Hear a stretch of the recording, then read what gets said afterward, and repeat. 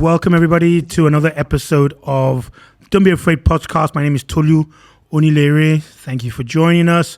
I'm taking over again, and this is another in the series of conversations where I'm having with content creators, stroke influencers, stroke celebrities, just talking about the digital creative economy. If you haven't seen the previous ones, please go check our page.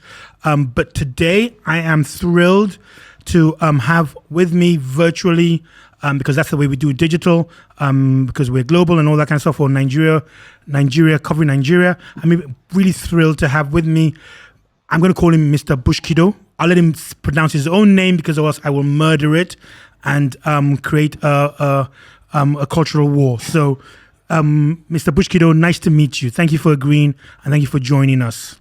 Nice to meet you too. Fantastic. You actually got the name right. It's just straight, plain, Bushkiddo. Bushkiddo. Yeah. Okay. What's the background to it? Yes. What's the background? What's the background to it? Okay, I got this name from my secondary school years. Back then in secondary school, I was like this kind of a very naughty guy. You know, I like joking with the teachers. I understand them very well, so I know when to crack jokes. I know when to do stuff and make everybody happy. So there is this particular teacher. When I crack a joke, he will say, "Don't mind him. He's a bushman." You understand? Yes. Okay. Alrighty.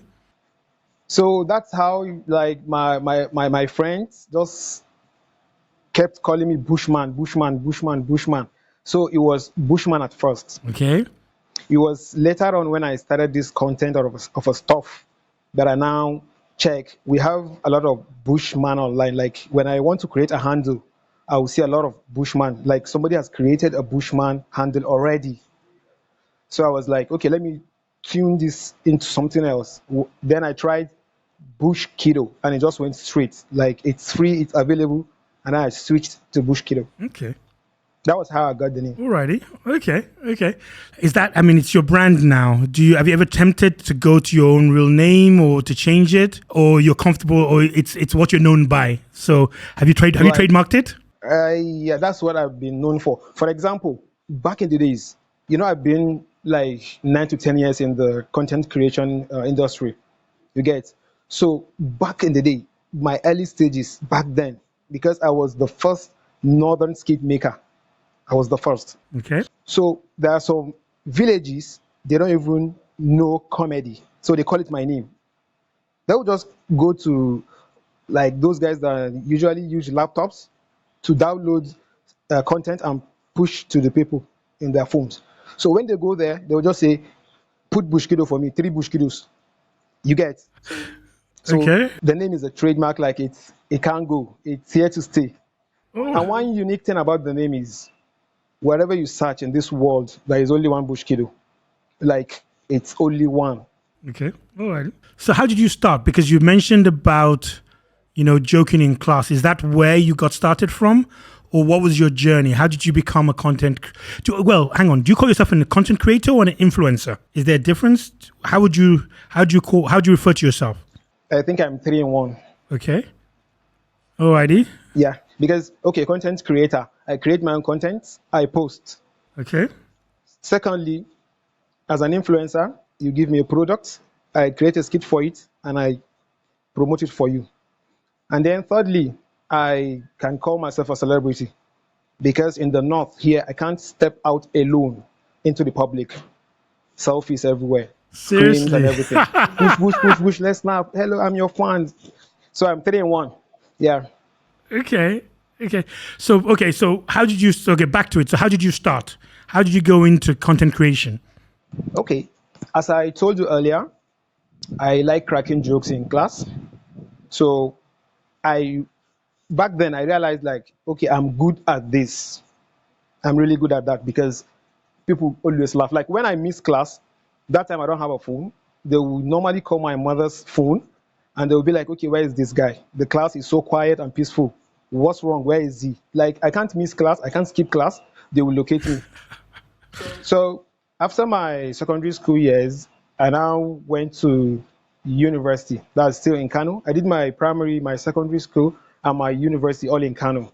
Okay. So after my university years, back then I had a lot of time with me because I'm done with NYC. There is actually nothing. There's not a lot of things to do. So I was just free with my phone. I just go online and just watch stuff. One day I was just going through my it was Instagram. I was just going through my Instagram. I was just scrolling. I just came across a page. The guy is a black American. Like he does skits a lot in just 15 seconds. He just do something 15 seconds. Boom, he just finished. And you crack up, you laugh, you laugh. I was like, wow, this is no, no, no, no, no, no, no. This is very interesting. And what he does is he does skits similar to what I usually do in class. Okay. Like in my class, I don't speak for long. I just speak like two, three words and everybody will just laugh. So I was like, okay, okay, okay, okay. Now this is creative. It's something similar to what I've been doing in class. So I decided to just let me shoot a video. Back then, I just used my phone. I cannot even edit very well. So I went on YouTube and look up like, okay, which app should I even use to just join videos? I saw a few apps. I just downloaded one that is free because some of them are paid. I was like, since I'm just starting and it's just a play, let me just use the free version because some options are locked on the free version. Like you can't export video longer than 30 seconds. You can't do this. I was like, I'm fine, I'm good. 30 seconds, 15 seconds is okay for me. So that was how I started. I just sat down, thought of an idea. The idea was, let me just share with you the first idea that I shot. Okay, it's normally, in, that's how it is in Nigeria. I don't know if it's like that in the south. Once you get anything, any document, any particular that is very important, my mom will always say, photocopy that thing and laminate the original. Yep. Yes, absolutely. Okay, so I decided to let me do something about this common thing that is everywhere. The first day I renew my ATM card, I kept the new one. The old one, I went and laminated it and cut the edges, and then it looks laminated. That was my first kit. I acted two people in the video. I was the person with the ATM card, and I'm the other person like listening to myself.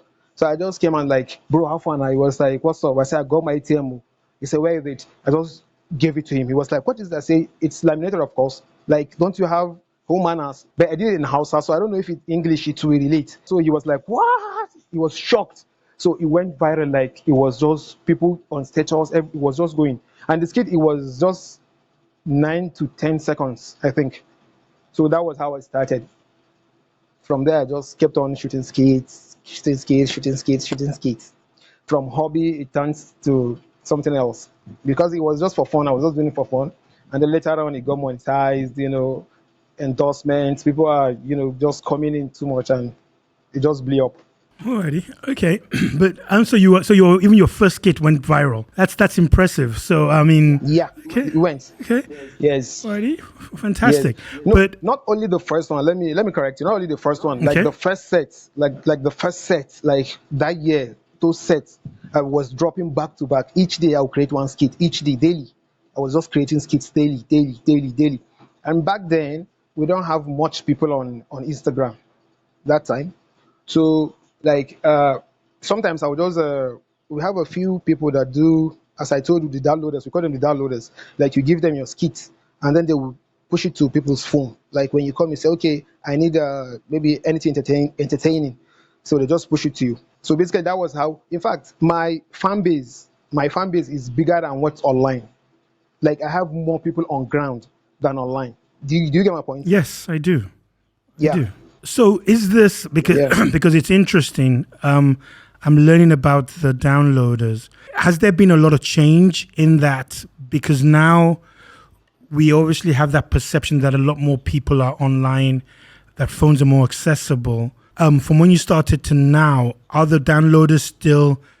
Do they still have an important part to play? They have, and they still are. They have and they still are because data costs. You understand? Yep. And now most content creators are moving to longer version of skits, longer skits. So here in the north, not everybody is willing to just spend all of his data online to just go and look at just one single skit. We like to watch stuff, so we prefer to watch so many things. So some people, as I told you, we have a lot of villagers down here. Like we have the people that can buy data and just go through their phones, and there are some that they still not prefer to buy data. They prefer to just pay, let's say, 200 or 300 to get variety of stuff at once from the downloaders. You understand? So the downloaders are here to stay. Did you always know, or did you specifically choose to create your content in Hausa?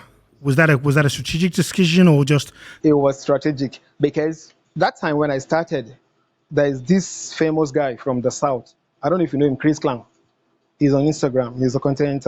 He does comedy. I happened to notice his skits too online. I was like, so somebody in Nigeria is also doing this thing, but he's doing it in English, and he has the numbers. Like he already have a lot of people on his page. I know there's no way I can beat that one. I cannot beat that one because for you to beat any other person outside your region, you need to carry your own people along. Yep. Then you go and join it with his own people and they make it. So I had to okay, now how do I get my own army first? I was like, okay, let me just do it in Hausa. Hausa is everywhere. Everybody understands Hausa. So that was how I got to it and started doing it in Hausa and went viral and was like, okay, fine, let me just do this. And for the record, I will be the first to start in Hausa. So it's all win for me. Good. Yeah. No, I think it's important also. I mean, that celebration of our culture and of our language. I think that the thing is, this is one of the challenges with the world becoming smaller is the loss of local culture. So I think it's really encouraging to see that cultures. Yeah, to see that, to see the uptake of it and see the interest in it. And I think it's also important and interesting to understand, as you said, that a lot of your audience is offline, and just understanding the way that the digital then leads to and has grown the offline. So very, very interesting. Very interesting. You said something earlier on about you said army, but I mean, I'm curious to see, you said you used to shoot the videos yourself. How has that progressed? Are you still a one-man show, or how do you now do it? Okay, right now it's Bushkiddo is. I don't think I can't call myself alone Bushkiddo. It's like a team now. Once you say Bushkiddo, okay, we need this. I'll have to call that guy, call this. Okay, we have a shoot tomorrow. You get now. It's a team. It's no more one army. It's a team. I have to call all of them and contact them. Okay, we have so, and when do you think is the right time to shoot? How do you write this script? How do you look at it? I'll draft everything, then I'll pass it to them. They will look at it. They will make some adjustments, and then we just send it back for review, and then we go ahead and shoot it. And by the way, let me add one more point. Almost all the guys that came to me, they actually learned so many things from me. Because back then I was done with university, as I told you earlier, so I had a lot of time. With me, so I've been into research. How do I make my skit better? How do I do this? How do I do that? So I get to learn how to edit, how to script, how to write screenplay for a movie. I learned so many things, how to direct people, how to control crowd. So with time, when people started coming in, I would just look at you and understand what you like most. Then I'll just train you on it.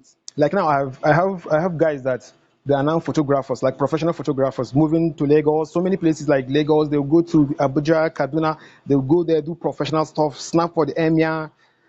I think last 3 days, one of them I saw him with the president Buhari, the former president Muhammadu Buhari. Like they went for a photo shoot. Like if you stay with me, you don't get to appear in a skit. You get to learn something, and then you will be promoted automatically. Because as we are shooting, I am promoting your handle, and you are learning something. So once you grab the hand of it, fine, you can go. But when I want to work, you come and work for me. Fine, I'm good. That's fantastic. We were talking to somebody else before, and I was saying that I think there's always a lot of people who hold with their fists closed about, because I'm now made it, that they don't spread the joy. I think it's commendable and really impressive to meet people that understand that thing of, it's not the mere fact that I bring you up doesn't make me any lesser. It just makes the environment and it makes the community better. I think that's really interesting. So, about, I mean, if you don't mind me asking, about how many people Yes. do you think how many people do you work with? Do you employ? People always think that a film actor, a Tom Cruise or whatever it is just Tom Cruise. Till you understand the team that he has behind him, the manager, the assistant, the this, the that, and suddenly you understand that that person is not just one, but it's a corporation and stuff. So yeah. But how many people? How many people are you? Yes, I have. There are lots. Okay. Like, let me even give you another point. You see this North, apart from the Kannywood actors, the ones that have been in movies since before I started, almost all these artists, celebrities, upcomings must have contacted me at a point to promote them. It's either you give me your song, I create a skit, I put it, tag you, or you come, you shoot with me, I tag you. You get, there is almost all of them, almost all these northern artists, almost all of them, one point or another, they must have contacted me and we must have worked together, either promote their content or shoot with them. So like I have so many people. I can't even, I would just, it's when I like have something to do with you, I'll just give you a call, like, okay, when are you free? We have this, we have that. And I'm okay, I'm good, because whenever I make a call, I call them, they always come. Like, it's, I don't usually have a problem. They understand me and I understand them, and we're good. Okay. So which reminds me, please don't forget to tag us. Please, so because obviously you have the power and the reach, so please make sure that at the end of this you make sure you tag us on this. So that's important. I wanted to ask that you said that you did the skit and you were getting people and it was getting viral. When did you know that you could do this full time? Was there a point that you knew that this was it and you could do this full time? Yeah. Yes. Yeah. Actually, there are even 2 points. One was when I really knew. I don't even know I was famous that time. Like, we went for just countdown, normal countdown now. It's just end of the year. So me and my guys, we went there. That time there is a particular facing cap that I usually wear in my skits. There is one particular facing cap. I wore that same pickup that day. It was night too. One guy just say Bushkiddo. That was the end. People rush. I was shocked. I was surprised. Like, somebody took off the hat. He was screaming, I have his hat. Like, it was mad. In fact, they had to put me in a passers-by car. Somebody was just passing. They entered the road, stop him. They just put me inside. They just say, "Me, the guy, just they go. Man, just go. They will meet me. I just go." You're kidding. Did you get the cap back? When I understand. Okay, this is not. Sorry. Did you get the cap back? No, it's gone. It's gone. I even saw it online. The guy was wearing it and was screaming, "This is Bushkiddo's real cap." I got it. They tagged me. They tagged my Instagram. I had to go and check. I was laughing. I was like, "What? Okay. Did I reach this level? Like, what?" Then the second one is when I was contacted for content and I was offered 600,000. I was like, whoa, what? Six what? I couldn't, like, I had to send it. There is one of my friends that acts as my manager. So I had to like forward the mail to him, like, "Bro, read this in. Is it a scam or what?" He just went through it. He called me and said, "Congrats, bro. We don't make our first 600K." I was like, "Guy, you are the tech guy," because he's into this programming, into this ICT stuff. He's very good with anything social media, especially there's links, clickable links, because they sent me a link to check their platform and see what they do. So I was like, "Okay, you go ahead and verify this first." He verified it, got back to me and told me, "Baba, we just made 600, just like that, to just shoot a skit." That was when I say, this is serious business. That was when I monetized it 100%. I'm doing it for the pleasure and I'm doing it for the money. Alrighty. And it's actually a funny thing that, one, it's actually amazing that we're able to do this virtually, because I remember back in the days when I still had hair, when the ability the internet was not very stable. So it's amazing that we can do this now, but it also still shows the challenges around the technology because there's still things still sort of breaking down. So it makes me want to ask that where do you think the Nigerian content creation environment, where do you think it's going to go to? What do you think it could benefit from? The Nigerian content creators, they they basically have like, it helps us because we basically have work and we employ people. You understand? So it's a progress, and it's a way to showcase what we can do and what we have in a positive way. So like maybe, these outside countries, they have this perception like, in Africa we don't have house. There are so many things that they believe we don't have, or we don't know, or we don't do. So we keep surprising them with our content. For example, if you look at our musicians now, they're very, very far away. They've gone so far. And even the content creators now, they are coming up. They're going far places. So I think this content creation of a thing is a very good, how do I even put it? It defines us. Like, that is the way to express yourself, like, freely without any obstacle or anything. Just go online, you create a nice content, you push it out, you educate people, you pass news, you pass so many things. Okay. No, I think that's a good it's one. interesting. It's Yeah. good. It is, and I think that's interesting that if we look at what the music has become, I mean, the way that African Nigerian music has, taken over the globe, and just look at the opportunities that also offers for content creators. I was talking to somebody who was saying that, that he's been able to travel based around that he's able that, and even that, and then recognition that even when he travels around Africa and stuff like that, he's still recognized purely because of that. So it's very interesting. It's very Yeah. interesting. Like me, I traveled to Niger, and like, there were a lot of fans there. I was happy. Like, they were just Bushkiddo, Bushkiddo, Bushkiddo, Bushkiddo, Marseille, Marseille. They were just doing the French stuff. I was like, hey, you understand? I check around and see countries that watch my stuff. Countries that watch my stuff. So I look at my statistics. I see Germany. I see Saudi Arabia. I see Niger. I see Cameroon. A bit small from USA. Then the other countries, but very small percentage, very, very small percentage. But Nigeria is the one with the highest, then followed by these other African countries nearby. Okay. Yeah. Which one has surprised you? Is there one when you looked at your analytics? Was there one that you were really surprised by?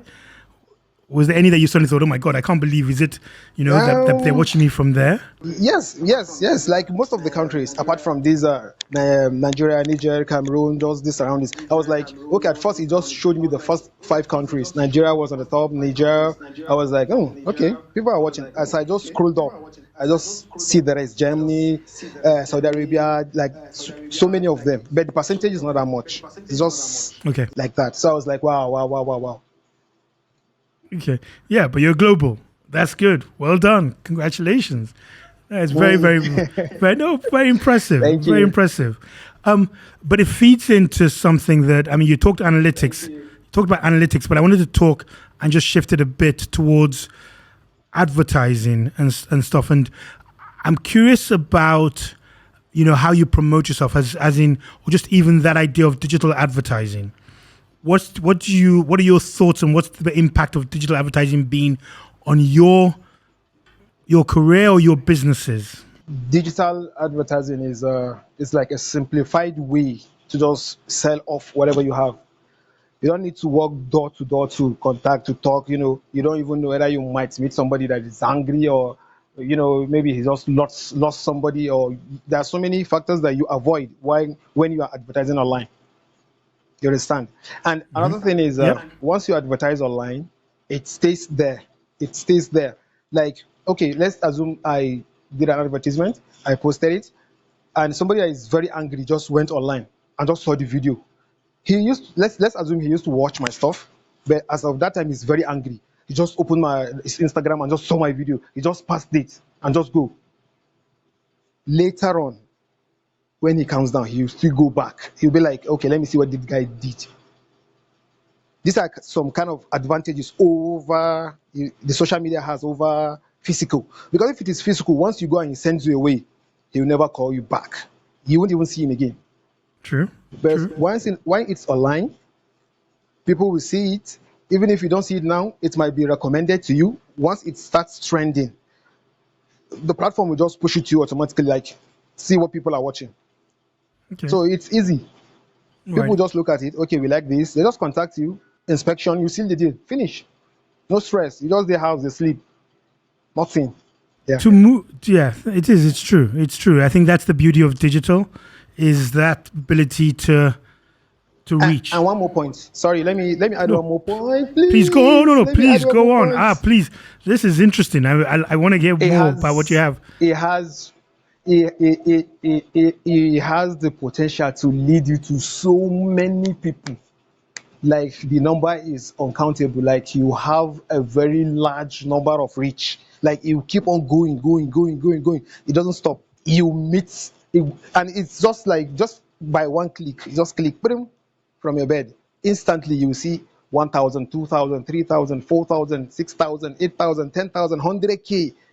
Imagine you walking up to 100,000 people. Your shoe must have finished. The sole of your shoe must have finished by then, and you're not guaranteed to get a customer. But if it is online, no gain. You just post, you wait, they contact you, they like it, they come for inspection, boom, deal, you're done. It's easier, it's simpler, it's faster, and it's safer in a way, because you don't know who you are meeting. So once it's online, you choose a public place, or yeah, a public place that you know is safe. You meet there, you do your deal, everybody goes his way. Fine. Okay. True, true. It is. It offers that the reach, and also you said that on that initial safety and everything. I wanted to ask about your work and how you come up with it. You talked about writing and giving the scripts out. What's your work ethic? I remember reading about about authors and writers, and I think people misunderstand what it takes as a creative person. So that there are writers who say that, look, they wake up in the morning and they are at their desk from 9 to 6, and that is the routine that they have to go through, even though they are creative.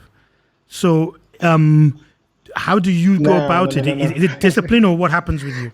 Let me even correct this. I only write skits if they are advertisements. And the reason why I write advertisement is because they will be going under review. But for my normal content, just normal skits, I don't write them. I just call and say, bro, I have this idea. And it just comes. I don't usually sit down, start thinking, write, then no. Correct? No. No. It just comes. It's like, sometimes it's also like normal, like day-to-day activity. I'll just witness something. I'll be like, wow, this is funny. Or I can turn this into something else. So basically, I don't write my normal skits. It's only when it comes to Okay. advertisements that I write.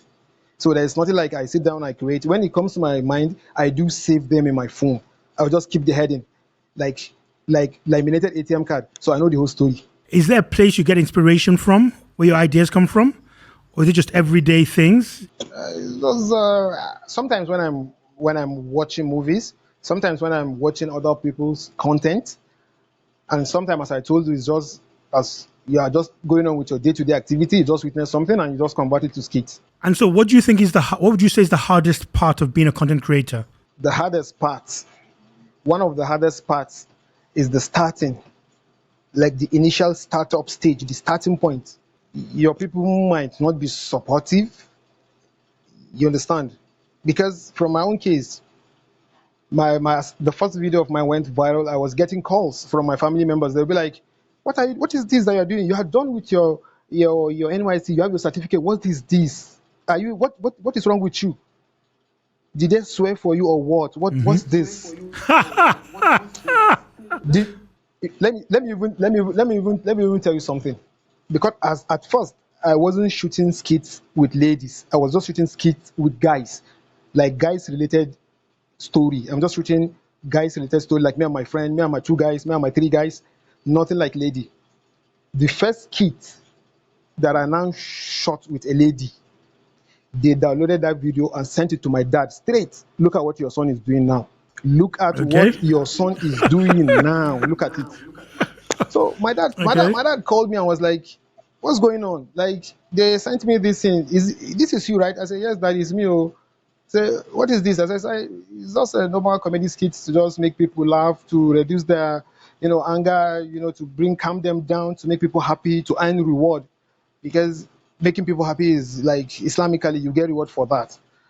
So he was like, okay, but be very mindful of your religion. Don't cross the line. I know your religion very well, so there are things you don't do, like something like you curse a line, you call the F word, touch a lady's hand, or you get all those stuff. You don't do them online. You don't promote anything like nakedness. You cover up. You understand. So that was how I followed that rule.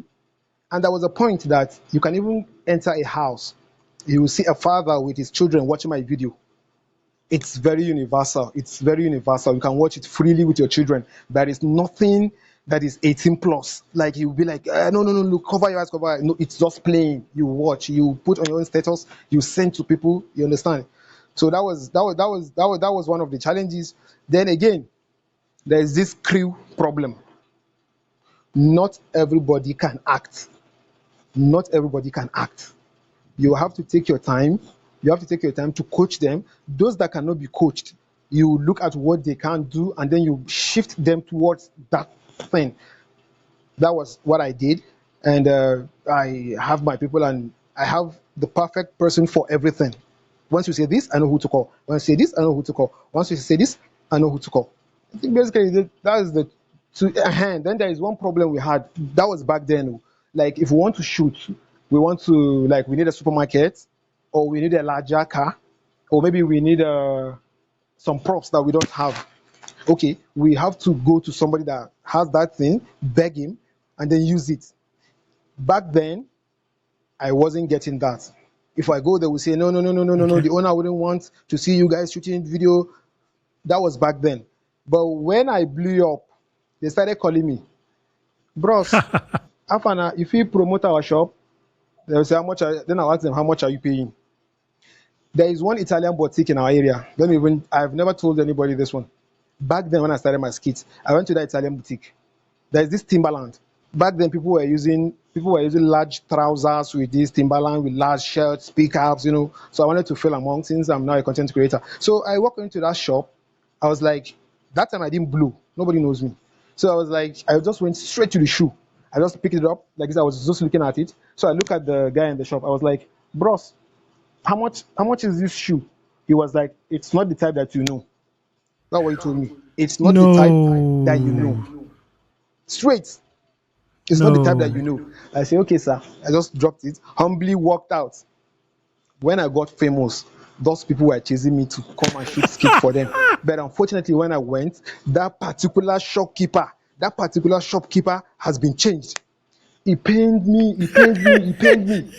They've changed the guy. I Okay. was like, oh my God, oh my God, oh my God. Anyway, I believe he's still seeing my progress wherever he is. Amen.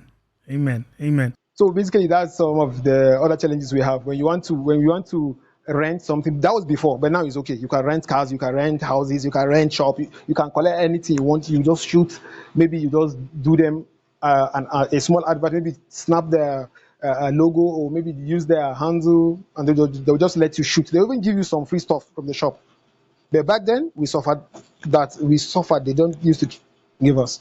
Okay. So at what point, do you remember when people stopped reporting you to your parents? Do you remember where suddenly it became fine that, okay, yes, you are now out there shooting stuff? It's my dad. If you report me to him, he'll tell you he has given me the necessary education, like both Islamically and Western education. So I know what is right and I know what is wrong. So he's done with me. And he believes I'm not going to do anything that will tarnish his image. That was it.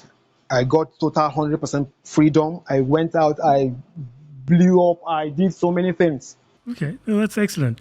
I think the support to the back is important because then it gives you the freedom to really explore. You mentioned earlier about the fact that your process that you only write when you're doing for brands, but I wanted to ask and say, how do you maintain your own the authenticity of what you do when you're working with brands?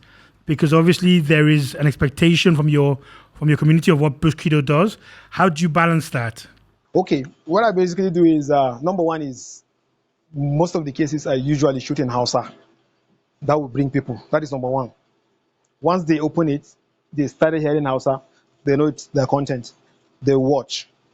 Then, secondly, I need to find a relatable thing, anything that is relatable to people around me, and then link it with the product and then shoot. How do you find working with brands? What are the learnings that you've gotten over the time of working with brands? Working with brands, sometimes it's a bit tiring because they will keep pushing the content back and forth until it loses its taste as a comedy. Okay.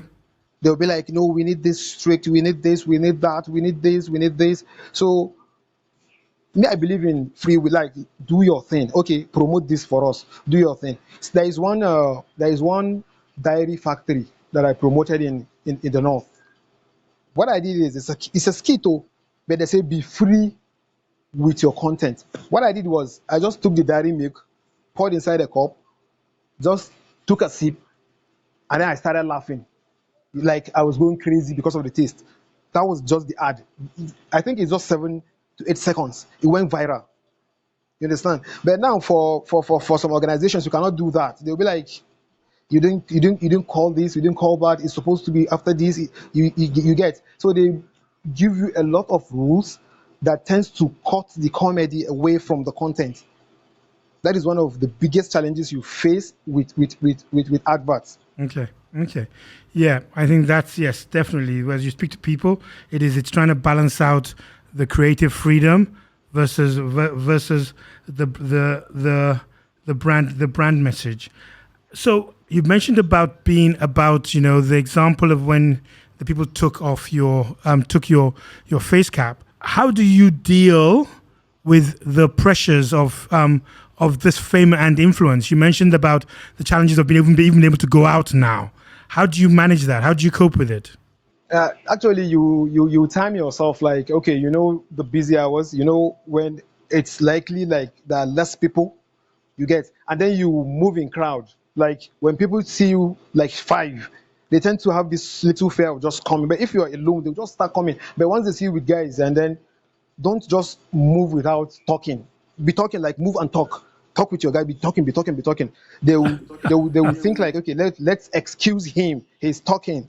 Let's Okay. excuse him. Okay. You just pass, safe pass. But once you just look at front and you're going, they'll be like, it's free. Let's go and snap picture. But sometimes I by myself, when I'm just passing and I notice people are trying to look at me, I'll be like, hello guys, what's up? How you doing? They'll be like, hey, boo. They'll just come with snap pictures and then we go. So you just time you understand the time, like your timings, and then you manage it. If you were not doing this, what would you be doing? Okay, I believe I will be doing something or anything related to computer because I'm very good with laptops. I like doing stuff. I like playing games. They said like most intellectual people do play games and watch anime. So I'm a fan. Like I watch anime. I do research. I like digital stuff. Like I go online. I do so many things. I like research. So I believe I would have been doing anything or something related to computer work, like using a laptop. Maybe I'll be in the ICT, or I'll be a programmer or a developer, or that's something of that nature.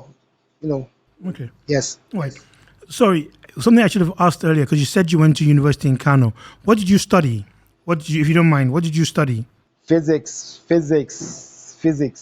Okay. All right. Sorry, it's very, yeah, that's interesting. It's interesting. I read law and then I ended up in advertising. So trying to see where physics leads, Wow. physics leads you into comedy. So it's very, very interesting. What improvements do you think could be made to the Nigerian creator space? What do you think could be done to make it more conducive, to make it better for you guys, for you as a creator? I think it's left to us, the creators, because the field is there for us.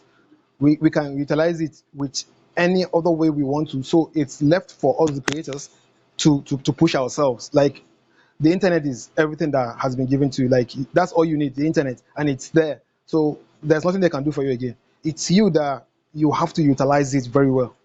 So we are the ones to work on ourselves, not not anything related to the social media, but us to improve on ourselves. Okay, well, that's interesting. That's interesting. Okay, I know we're running out of time, but I wanted to get a few things still out from you. I mean, one of the things is as somebody who works with other creators and try, as you said, try to identify people's abilities. What advice would you give people who want to do content creation? The first thing is not everybody is meant to be a content creator. Not everybody. It's a talent. It's a talent.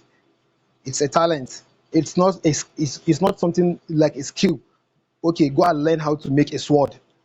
Fine, everybody can just learn the basics and then make a sword. But content creation is a gift.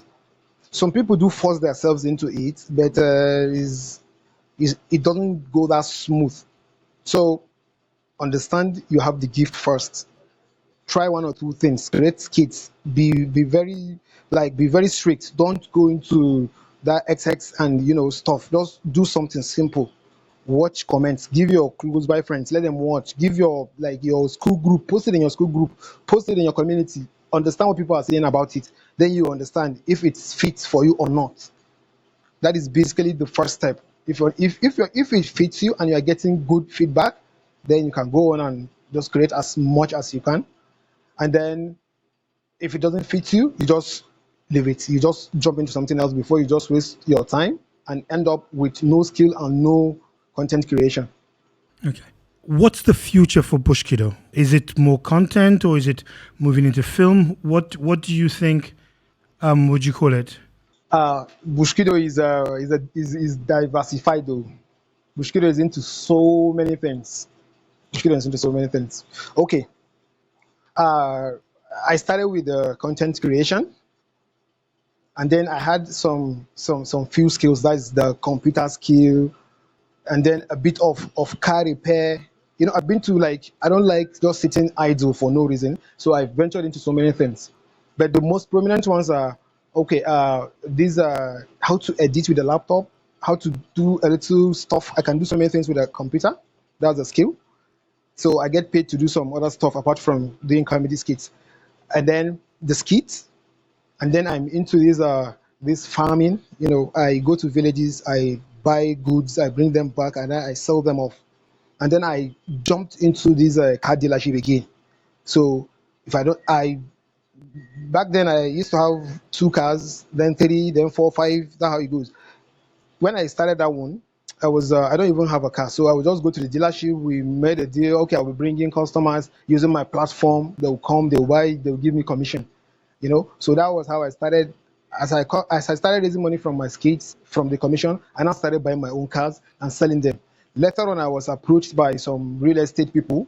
They were like, okay, why don't you come and sell houses and we give you percentage? I was like, very good deal. Well, I just jumped into it and I'm still doing good. Do my comedy, I sell cars, I sell houses, I farm. Though I don't do the main farming, I just go to the village, I buy the products, I bring them down to the city, I sell them off.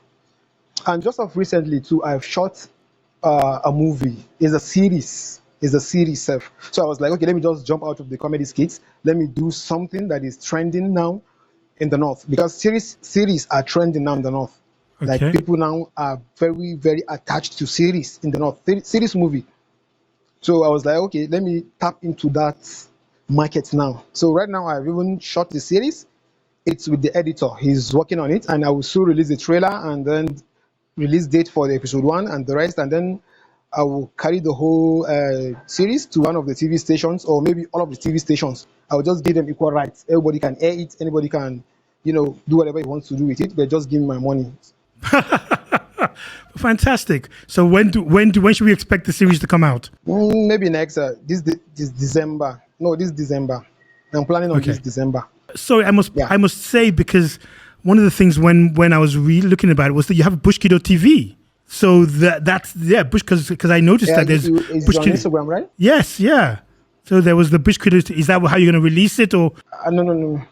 It's going to be on YouTube. I'm targeting that YouTube monetization. Dollars. Dollars are crazy in Nigeria now. Yes.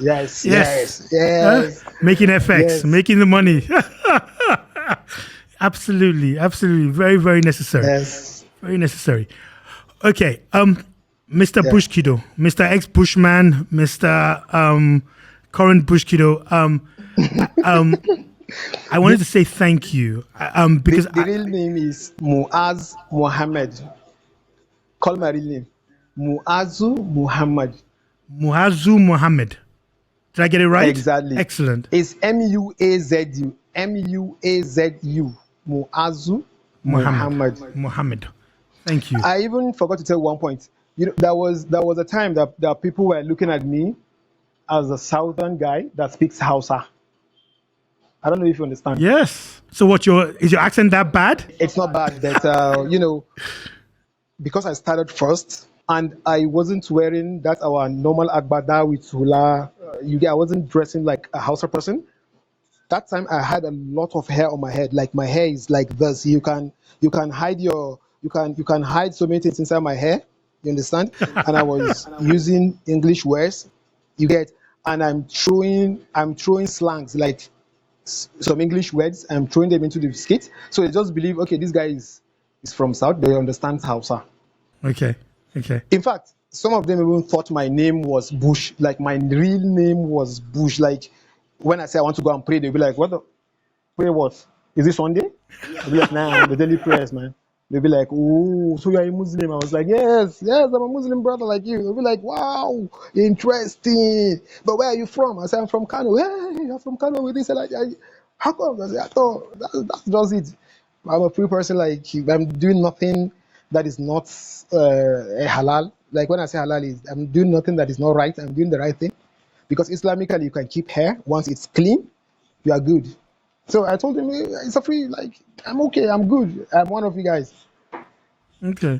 So later on, when I started going for interviews in TV stations, then I understood that, okay, he's a Hausa guy, he's from Kano, he's this.